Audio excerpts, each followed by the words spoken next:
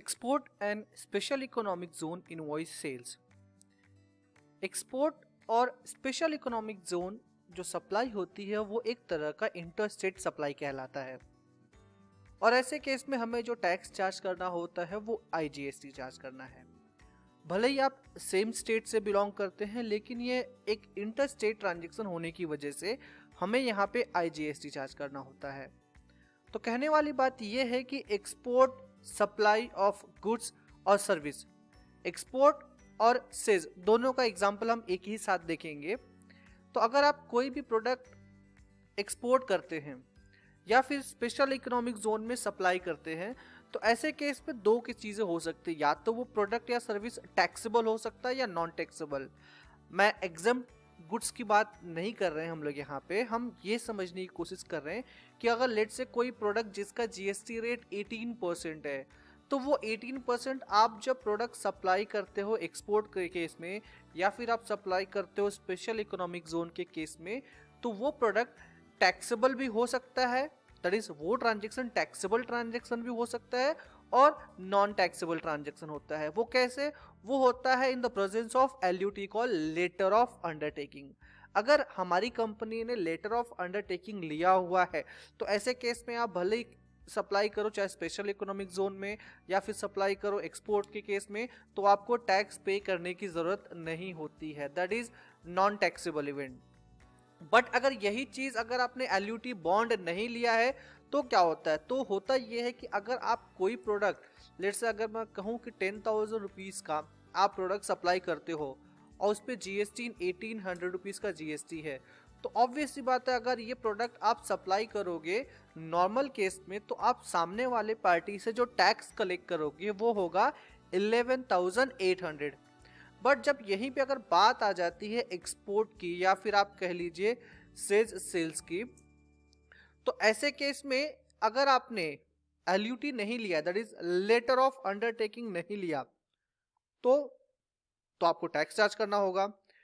But एक party अगर मान लो ABC कंपनी जो कि USA में बैठी है वो 1800 रुपीज टैक्स क्या पे करेगी इंडियन कंपनी को? नहीं पे करेंगे। तो ABC इंडिया वो इंडियन कंपनी का टैक्स क्यों पे करे? दैट इज आप जब इनवॉइस चार्ज करोगे 10,000 तो फॉरेन पार्टी आपको 11,800 रुपए पे नहीं करेंगे। आप इसे समझ लो डॉलर में, अगर डॉलर 1800 GST तो वो पे नहीं करेंगे। तो ये केस में क्या होता है, सेम केस में क्या होगा SEZ में क्या होगा कि वो कंपनी SEZ में इसीलिए गई है ताकि उनको टैक्स बेनिफिट मिल सके तो वो 1800 रुपीज तो आपको नहीं पे करेंगे। तो ऐसे केस में अगर मान लो ABC पार्टी जो एक स्पेशल इकोनॉमिक जोन एरिया में है तो वो आपको सिर्फ 10,000 रुपीज ही पे करेंगे। तो ऐसे केस में 1800 रुपीज, वो 1800 रुपीज आपको अपने पॉकेट से पे करना है और पे करने के साथ साथ आप इसे एज अ रिफंड के तौर पे आपको क्लेम करना होगा। इट मींस अगर आपका एक्सपोर्ट जहां पे आपने लेटर ऑफ अंडरटेकिंग या फिर बॉन्ड नहीं लिया हुआ है तो उस केस में आपका टैक्सेबल इवेंट में आपको टैक्स अपने पॉकेट से पे करना है और पे करने के साथ साथ आपको रिफंड के लिए भी अप्लाई करना होता है। तो रिफंड प्रोसेस अप्लाई करने का सिस्टम कैसा है वो हम जब यूजर सर्विस पार्ट में जाएंगे जहां पे हम GST पोर्टल को वेरीफाई करेंगे वहां पे डिटेल में समझेंगे। तो हम वापस चलते हैं अपने एग्जाम्पल में। एग्जाम्पल यहाँ पे दिया हुआ है एक्सपोर्ट का केस का एग्जाम्पल। लेट्स से एक्सपोर्ट होता है यहाँ पे following goods we are exported to Russell Hamza PTE with the following detail. Party का नाम रसल हमजा, मान लो ये पार्टी शाहजहां UAE में अवेलेबल है। दैट इज अगर हम कोई भी प्रोडक्ट लेट से अगर बनारसी साड़ी, कांजीवरम साड़ी, ये जो प्रोडक्ट है हम अगर डिलीवर करते हैं तो ये एक्सपोर्ट केस है। तो इस केस में एक्सपोर्ट में टैक्सेबल अगर आपने ले रखा है, यहाँ पे अवेलेबल इंफॉर्मेशन है above export transaction is taxable as no LUT और बॉन्ड अवेलेबल, यानी कि हमने ना कोई LUT लिया है ना ही हमने कोई बॉन्ड लिया हुआ है। तो ये केस में हमें पार्टी से टैक्स चार्ज करना है लेकिन पार्टी हमें टैक्स नहीं देती है तो उस केस की एंट्री हम कैसे रिकॉर्ड करेंगे? तो चलिए एक्सपोर्ट टैक्सेबल की एंट्री हम टैली में रिकॉर्ड करते हैं। टैली प्राइम में एक्सपोर्ट सेल्स की एंट्री रिकॉर्ड करने के लिए हमें सेल्स वाउचर में जाना होगा, voucher number, party name Russell Hamza PT limited, party है US that is Sharjah Dubai की, तो यहाँ पे डेटर्स, और हमें एड्रेस मेंशन करना होगा, यहाँ पे state as not applicable, country select करेंगे यूएई। अब यहाँ पे आ जाएगा स्टेट के बदले यहाँ पे Emirates that is शारजहां, PO box number, GST details तो अवेलेबल नहीं होगा ये डिटेल्स।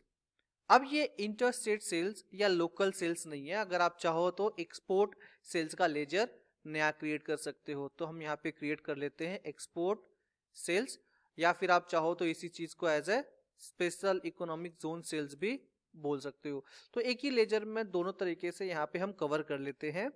ये होगा group sales, GST applicable yes, और ये गुड्स की सप्लाई होगी तो इसलिए हम यहाँ पे जीएसटी रिटेल में कुछ डिफाइन नहीं करेंगे। तो यहाँ पर हमने इसको सेव कर लिया। अब बात करते हैं स्टॉक आइटम की। तो स्टॉक आइटम यानी कि हमारी जो प्रोडक्ट है 345 बनारसी साड़ी, यहाँ पे हमने प्रोडक्ट का that is GST detail, HSN code, ये सारी चीजें हमने एज नॉर्मल जैसे बाकी ट्रांजेक्शन में डिफाइन किया उसी तरह से हमने यहाँ पे डिफाइन किया हुआ है। इसको सेव कर लेते हैं। एग्जाम्पल में चलते हैं। तो क्वांटिटी और जो सेल हुआ है वो हमारा फॉरेन करेंसी में हुआ। अगर आप इंडियन रुपीज में सेल करना चाहो तो बिल्कुल रिकॉर्ड कर सकते हो, लेकिन ये एक्सपोर्ट का ट्रांजेक्शन है तो इसीलिए हम यहाँ पे इसको एज ए फॉरेन करेंसी में रिकॉर्ड करेंगे। तो एग्जाम्पल में ट्रांजेक्शन का रेट 25 क्वांटिटी $100 और डॉलर का रेट है 73.5। 25 quantity 100, 25 quantity rate is 100, rate of exchange is 73.5, 73.5 पर dollar. Similar way second product आपका Kanjeevaram sari 30 quantity 120 rate and rate of exchange तो सेम होगा। अब ऐसे केस में ये आपका ट्रांजेक्शन हो जाता है यहाँ पे कंप्लीट, लेकिन आपकी लायबिलिटी भी इस केस में अराइज होती है। तो आप लायबिलिटी के लिए क्या करोगे? आप लायबिलिटी के लिए यहाँ पे आपको आउटपुट आईजीएसटी ऑब्वियस सी बात आपको देना होगा। तो आप अगर ये इनवॉइस का प्रिंट देना चाहो तो आप यहाँ पे इसको प्रिंट दे सकते हो। इसको मैं एज अ प्रीव्यू करके दिखाता हूँ।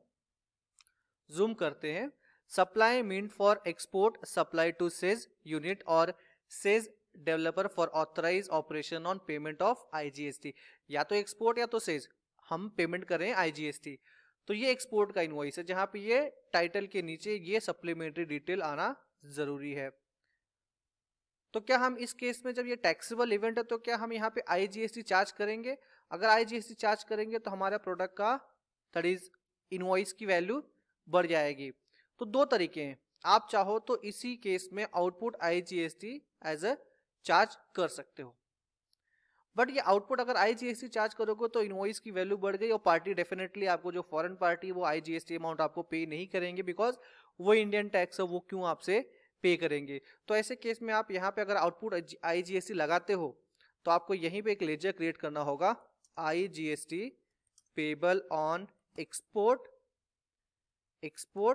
या फिर सेज, और ये होगा आपका करंट लायबिलिटी। इसे करंट लायबिलिटी या फिर करंट एसेट में हम काउंट कर लेते हैं आईजीएसटी, और यहां पे आपको कर देना है इसको -$305, सेम अमाउंट, उतने ही अमाउंट को आपको नेगेटिव कर देना है। सो दैट इससे क्या हो जाएगा, आपकी लायबिलिटी भी आपकी बुक्स में अराइज हो गई, और ये लायबिलिटी आपको क्या मिलने वाला एज आपको, बिकॉज आप ये टैक्स पे करोगे गवर्नमेंट को तो आप रिफंड भी क्लेम कर सकते हो। तो आप इसे रिफंड के तौर पे आप लेजर का नाम आईजीएसटी रिफंडेबल ऑन एक्सपोर्ट या सेज सप्लाई, आप इस तरह से लेजर का नाम अंडर करंट एसेट दे सकते हो।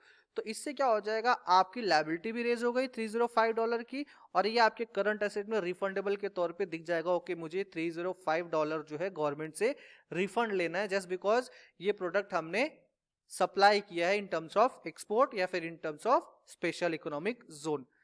तो अगर आप ये इनवॉइस का प्रिंट लोगे तो अब इस केस में ये दोनों ट्रांजेक्शन भी आ जाएंगे बिल्कुल, इसलिए प्रिंट लेते वक्त पहले आपको ये दोनों लेजर सेलेक्ट नहीं करने, पहले ही प्रिंट ले लेना है। प्रिंट लेने के बाद आप चाहो तो यहाँ पे एंट्री में IGST का लेजर सेलेक्ट कर सकते हो और ये एंट्री आप कर दोगे सेव।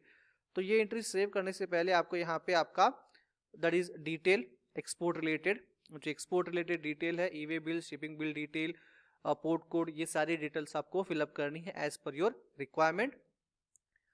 और अगर आप चाहते हो कि नहीं मुझे यहाँ पे ये रिकॉर्ड नहीं करना है तो क्या कर सकते हैं, तो ऐसे केस में आपको लायबिलिटी रेज करनी है और लायबिलिटी रेज करने के लिए आपको जर्नल एंट्री रिकॉर्ड करनी होगी। जर्नल एंट्री में जाएंगे हम और यहाँ पे हमें सिंपल एक लायबिलिटी एंट्री रिकॉर्ड करनी है। तो लायबिलिटी के लिए आपको यहाँ पे पहले डेबिट करना होगा tax paid on export and special economic zone, IGST refundable, amount आपका $305, रेट ऑफ एक्सचेंज आपका उतना ही रहेगा और यहाँ पे आपकी लायबिलिटी आ जाएगी आउटपुट IGST और यहाँ पे आप इसको रेफरेंस के तौर पे मेंशन कर सकते हो being liability amount raise in books on invoice number 003, so that आपको ये क्या हो जाएगा, इससे आपके बुक्स ऑफ अकाउंट में ये लायबिलिटी भी रेज हो गई और आपका इसका एज ए करंट असेट में बैलेंस भी आ गया। जैसे बैलेंस शीट में जाएंगे, यहाँ पे करंट लायबिलिटी में ड्यूटीज एंड टैक्सेस में आप आउटपुट IGST का अमाउंट देख सकते हो, यहाँ पे IGST रिफंडेबल। सिमिलर वे आप करंट असेट में यहाँ पे IGST रिफंडेबल, जब आप गवर्नमेंट से रिफंड क्लेम करोगे तो bank account debit to IGST refundable ledger account credit. अगर आप एक्सपोर्ट ऑफ गुड्स या सर्विस या फिर आप कह लो स्पेशल इकोनॉमिक जोन में अगर आप सप्लाई करते हो तो उस केस में आपको ये एंट्री रिकॉर्ड करनी है जहां पर आपने LUT बॉन्ड नहीं ले रखा और टैक्सेबल इवेंट है। साथ साथ में अगर हम इसे स्पेशल इकोनॉमिक जोन की एंट्री भी देख लेते रिकॉर्ड करके, हमने जो एंट्री रिकॉर्ड की वो एक्सपोर्ट का केस था और जहां पे हमने देखा कि हमने इनवॉइस करेंसी फॉरेन करेंसी में रेज किया। अब एक अगले एग्जांपल पे मूव करें तो अगला एग्जांपल जो है वो स्पेशल इकोनॉमिक जोन का सप्लाई है। Company rendered corporate training on financial accounting to Vardhaman jewellers with the following details, यानी कि हमने वर्धमान ज्वेलर जो कि स्पेशल इकोनॉमिक जोन की पार्टी है उनको हमने एज अ कॉर्पोरेट ट्रेनिंग दी है, एड्रेस दिया हुआ है और detail of service that is 50,000 rupees plus 18% of GST। अब ऐसे केस में 18% GST वो हमें नहीं देंगे बिकॉज वो ये कहेंगे, पार्टी ये कहेगी मैं तो स्पेशल इकोनॉमिक जोन की पार्टी हूँ, मुझे गवर्नमेंट ने छूट दे रखा है तो मुझे टैक्स पे करने की जरूरत नहीं है। बट ऐसे केस में we are the supplier of service तो हमें तो टैक्स पे करना होगा। तो सेम सिमिलर वे से हमें यहाँ पे एंट्री रिकॉर्ड करेंगे। एक्सपोर्ट के केस में हमने गुड्स की सप्लाई की एंट्री देखी, अब हम स्पेशल इकोनॉमिक जोन के सेल में हम सर्विस की एंट्री देखते हैं। ये रही पार्टी का GST नंबर, इस एंट्री को हम टैली प्राइम में रिकॉर्ड करेंगे।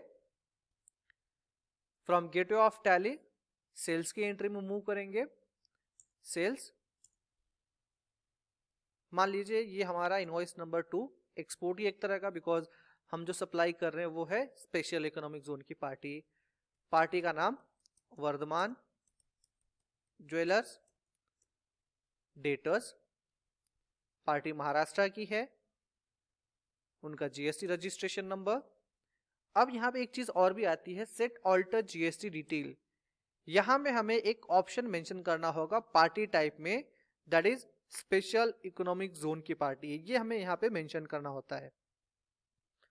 ये हमने कर दिया सेव और यहाँ पे हमने कोई प्रोडक्ट की सप्लाई नहीं की, हमने यहाँ पे दिया है सर्विस, तो हम यहाँ पे इसका मोड चेंज करेंगे, that would be account invoice mode. हमने एज ए कॉर्पोरेट ट्रेनिंग दी है तो कॉर्पोरेट ट्रेनिंग अगर सर्विस दी है तो आप लेजर चाहो तो क्रिएट कर सकते हो, कॉर्पोरेट ट्रेनिंग। ये आपका होगा डायरेक्ट इनकम या इनडायरेक्ट इनकम या sales account as per your chart of accounts. Service accounting code, nature of transaction आपको डिफाइन नहीं करना है, taxability rate of GST would be 18%, service amount is 50,000 rupees. तो यहाँ पे देख सकते हो स्पेशल इकोनॉमिक जोन को सप्लाई कर रहे हैं तो टैक्सेबल इवेंट यहाँ पे बाय डिफॉल्ट आ जाता है बिकॉज पार्टी में हमने डिफाइन कर रखा है। अब बाकी यहाँ पे डिटेल आपको कुछ भी सेट करने की जरूरत नहीं है, बिकॉज आपने जो पार्टी मास्टर में डिफाइन किया, जो आपके इनकम लेजर में आपने डिफाइन किया, अकॉर्डिंगली यहाँ पे इंफॉर्मेशन पहले से ही आ जाती है। अब इस एंट्री को या तो आप विदाउट जीएसटी सेव कर सकते हो, या फिर अगर आप चाहो तो यहाँ पे आउटपुट आईजीएसटी सिलेक्ट कर लो 9000 और आईजीएसटी रिफंडेबल क्लेमेबल 9000। तो अल्टीमेटली पार्टी से आप 50,000 रुपीज ही क्लेम करने वाले हो, और ये एंट्री हो गई आपकी सेव। अब ये दोनों entry, that is export and special economic zone की एंट्री जो हमने रिकॉर्ड की है, अब इसको अगर हम वेरीफाई करना चाहें जीएसटीआर 1 रिपोर्ट के साथ, चलिए वो भी वेरीफाई कर लेते हैं। GSTR 1 for the month of अगस्त, हमने डेट सेलेक्ट किया था अगस्त का। यहां पे देखिए एक एंट्री आ गई है, दैट इज सर्विस की एंट्री यहां पर आ गई है B2B के केस में। यानी कि आपने जो भी प्रोडक्ट सप्लाई किया, अगर आपने स्पेशल इकोनॉमिक जोन में सप्लाई किया, चाहे वो टैक्सेबल हो चाहे वो नॉन टैक्सेबल हो, वो B2B के केस में आता है। बट आपने जो एक्सपोर्ट किया था वो आना चाहिए टेबल नंबर 6A में, बट यहाँ पे एंट्री नहीं आ रही, इसका मतलब यहाँ पे मिसमैच में गई है। अनसर्टेन ट्रांजेक्शन, यहाँ पे हम लोगों ने जीएसटी का लेजर सेलेक्ट नहीं किया था, अगर याद होगा, उसके लिए हमने एक अलग से जेवे रिकॉर्ड की थी, इसलिए ये एंट्री वहां पे चली जाती है मिसमैच में। तो आप इसको एज अ मिसमैच के तौर पे उसको रख सकते हो, या फिर आप यहाँ पे चाहो तो इस एंट्री को भी यहाँ पे हम क्या कर लेते हैं, आउटपुट आईजीएसटी, आउटपुट आईजीएसटी, और यहाँ पे आईजीएसटी रिफंडेबल। तो अगर आप जेवी एंट्री अलग से रिकॉर्ड करते हो तो इसका मतलब वो एंट्री आपकी जो मेन एंट्री है सेल्स की, वो आपकी मिसमैच में तो जानी है। इसीलिए हम यहाँ पे आपको प्रॉपर तरीके से रिकॉर्ड करके दिखा रहे हैं कि आपको एक्चुअल में एंट्री कैसे रिकॉर्ड करनी है, सो दैट आपका जीएसटी रिपोर्ट भी प्रॉपर तरीके से अपडेट हो जाए। अब आप यहाँ पे देख सकते हो कि वो एंट्री यहाँ पर आ चुकी है। तो अगर आपने एक्सपोर्ट की एंट्री में आपने यहाँ पे आईजीएसटी ले लिया, तो आपको जेवी आपको रिकॉर्ड करने की जरूरत नहीं है। तो ये हो गया आपका export of supply of goods and special economic zone में सर्विस विद टैक्सेबल इवेंट।